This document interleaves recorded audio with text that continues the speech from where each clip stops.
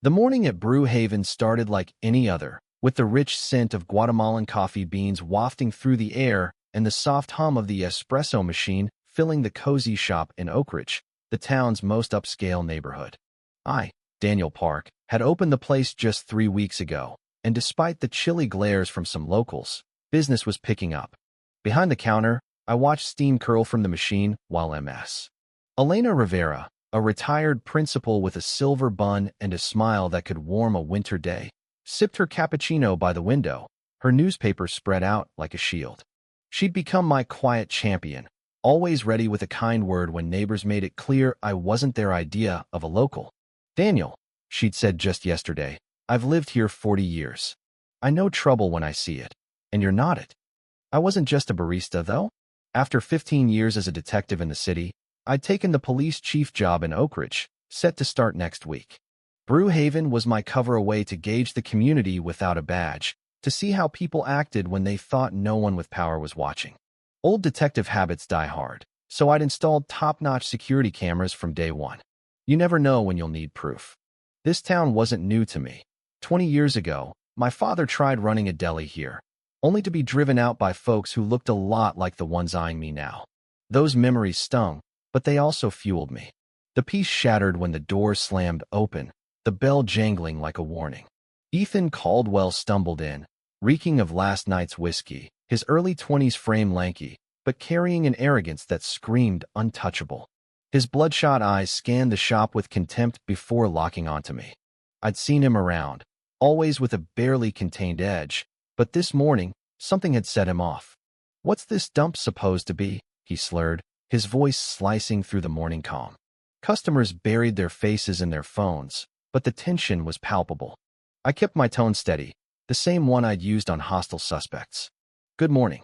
Welcome to Brewhaven. Can I get you something?" Ethan wasn't here for coffee. He lurched toward my display of local ceramics, accidentally knocking over a shelf of mugs.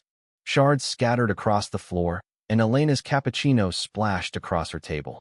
Instead of apologizing, he grinned, venomous. "Oops. Maybe you should hire people who know how to build shelves."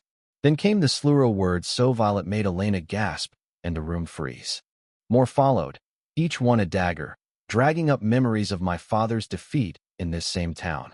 I noticed the bulge in Ethan's jacket, the outline of what could be a knife, but I kept my hands visible, my voice calm.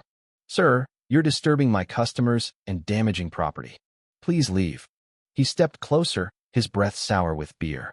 "People like you shouldn't be allowed to open shops in places like this. This is our town." The racism wasn't veiled Anna Maria, it was raw, ugly, a mirror of what my father faced. Before I could respond, the door flew open again, and Vivian Caldwell, the HOA queen, stormed in. At 50, she carried herself like royalty, her blonde hair in a tight bun, her designer coat a silent boast of wealth. She took one look at the chaos-broken mugs, Elena's soaked table, her son's smug face, and decided I was the villain. "What's going on here?" she demanded, her voice sharp enough to cut glass. Before anyone could speak, she pointed at me. My son would never cause trouble. Then she flipped the script in a way that was almost unbelievable. Ignoring the wreckage, she rushed to Ethan, cooing as if he'd been attacked. "Are you okay, honey? Did he hurt you?" Ethan, sensing her shield, whined. "Mom, I just came for coffee," and he started yelling, threatening me. The lies were so smooth, I wondered how often they'd rehearsed this. Elena stood, coffee dripping from her skirt, her voice firm. "That's not what happened. Your son came in drunk, destroyed property, and used language I haven't heard in 40 years of teaching." Vivian spun on her, eyes blazing. "I don't know who you are, but you don't understand what you saw. My Ethan is a good boy." The gaslighting was blatant, practiced, and chilling. Vivian knew too much about my Shop Me license, my opening date, even the coffee I sourced. "I've been watching this place," she said, her smile predatory. I knew it'd bring trouble. Elena had warned me about 2 other businesses that closed after issues with locals, and now I saw the pattern. Ethan, emboldened, limped theatrically, claiming I'd shoved him, though my cameras would prove otherwise. Vivian dialed 911, her voice shifting to a trembling victim's. "Please, send officers to Brewhaven. This man's threatening customers, injuring my son. I'm scared for our safety. She described me as a dangerous outsider, her performance Oscar-worthy. Sirens wailed in the distance, and Vivian's smile grew. You'll see what happens when you mess with the Caldwells, she hissed. They'll know exactly who you are. The sirens brought back memories of my father, his deli shuttered by people like Vivian, his eviction notice trembling in his hands. Justice takes time, he'd said, but I'd seen it rarely came for people like us. I glanced at the faded photo of him in my wallet, smiling on his opening day, oblivious to the hate waiting. Vivian was in full campaign mode, preaching to the crowd. This is what happens when we let just anyone open businesses without vetting. Violence, threats, danger to families like mine. Ethan played along, cradling his injured arm. Some customers nodded, complicit in her narrative, but not all. Elena stood again. I saw everything. That boy's the aggressor, not Daniel. Then MS. Clara Thompson, the antique shop owner across the street, stepped in. Tiny, 70s, with eyes like a hawk, she clutched her old flip phone.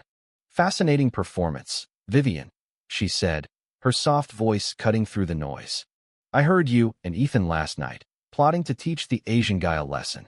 Funny how voices carry. She held up her phone. Funnier how easy it is to record. Vivian's face paled. Ethan stammered. She's got dementia. But Clara's smile was steel. My hearing's fine, boy. So's my memory. Officer Ryan Mitchell arrived, hand on his holster, scanning the seam-broken mugs, Elena's stained clothes, Ethan's fake limp. Who called 911, he asked. Vivian launched into her act, trembling finger pointed at me. This man attacked my son, officer. He's dangerous. Ethan chimed in. I just wanted coffee, and he twisted my arm. Ryan, a seasoned cop, wasn't buying it. He turned to me. Your side. Before I could speak, Elena stepped up, recounting Ethan's rampage. Clara offered her recordings, and Ryan's eyes narrowed at the pottery shards pattern, contradicting Ethan's story. Ryan called for a supervisor, mentioning a possible false report. Dispatch revealed Ethan's prior assault, hate crime harassment, on probation. The room went silent. Ryan took Clara's phone, listening to her audio, his face darkening. He glanced at my cameras. Got footage. I nodded. Then he made a call. Chief, it's Mitchell. You need to come to Brewhaven. This one's priority. The anticipation was electric. Vivian, pacing, muttered about mistakes. Ethan slumped, his act gone. Clara played her recording Ethan's slurred voice planning to make him leave, Vivian's venomous agreement. Elena showed her audio of Ethan's slurs. The evidence was crushing. Ethan snapped, screaming at me. If you people stayed where you belong, this wouldn't have happened. The mask was off, his racism bare. Vivian tried to hush him, but it was too late. Ryan reached for his cuffs. A car door slammed outside, and a figure approached. Vivian preened, expecting an ally.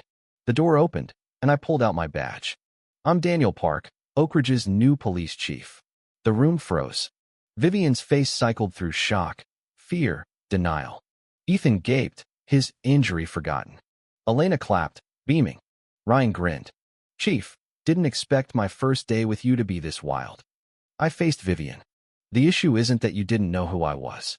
It's how you treated me when you thought I was nobody. I listed Ethan's crimes: assault, property damage, hate crimes, and Vivian's false reporting, conspiracy. I pulled out a folder. I've got 15 complaints about your harassment of businesses, never investigated due to your connections. That ends now. Clara handed me her phone, with recordings of Vivian's other plots. Elena hugged me. Your father would be proud, Daniel. Ryan cuffed Ethan, reading his rights. Vivian's threats, I have lawyers, rang hollow as she watched her son led away. Customers shook my hand, welcoming me. I looked at my father's photo. Justice needs courage, I whispered.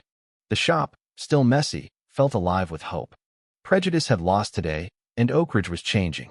Have you ever seen someone stand up to hate? Share your story, it might inspire someone to be brave.